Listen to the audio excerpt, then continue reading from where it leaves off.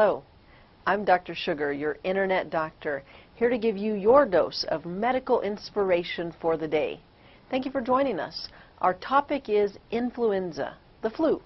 So let's get started, shall we? Influenza, the dreaded flu. It seems just when one flu season is over, the next one is already beginning. Just what is the flu?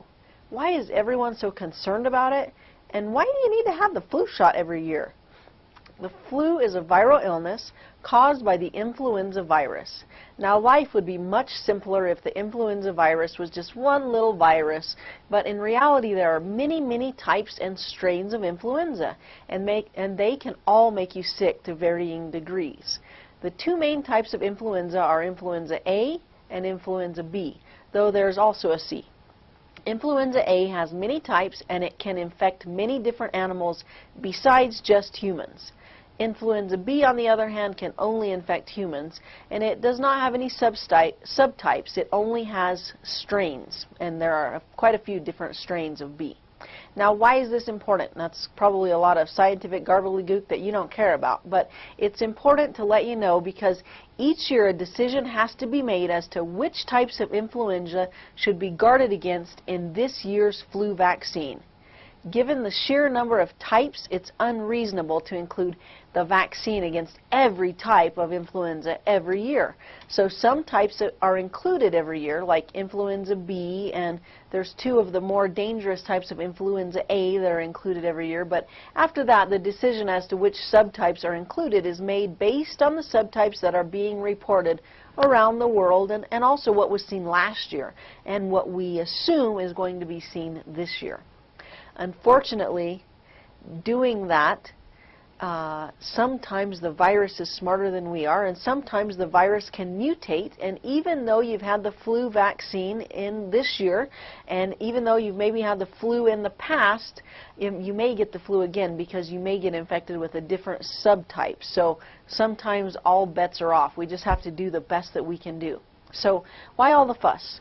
Well, it may be hard to believe, but not too long ago, influenza was a killer on a global scale. The major epidemic of influenza that never strays too far from the minds of epidemiologists and infectious disease specialists is the influenza epidemic of 1918, almost 100 years ago now. According to the National Archives and Records Administration, less than a century ago, an estimated 50 million people around the world lost their lives to an outbreak of the flu.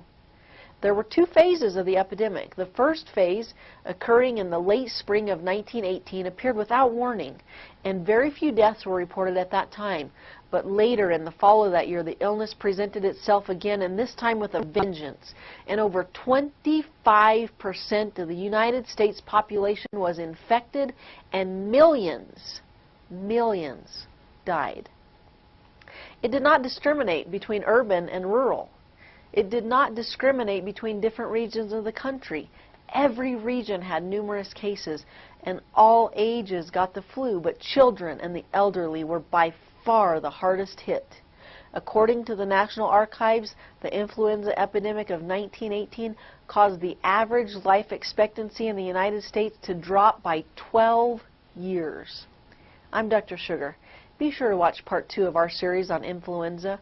In the next section, I will go into a lot more detail on the flu vaccine and who should get it and who should definitely get it. So make sure to watch, and I'll see you there.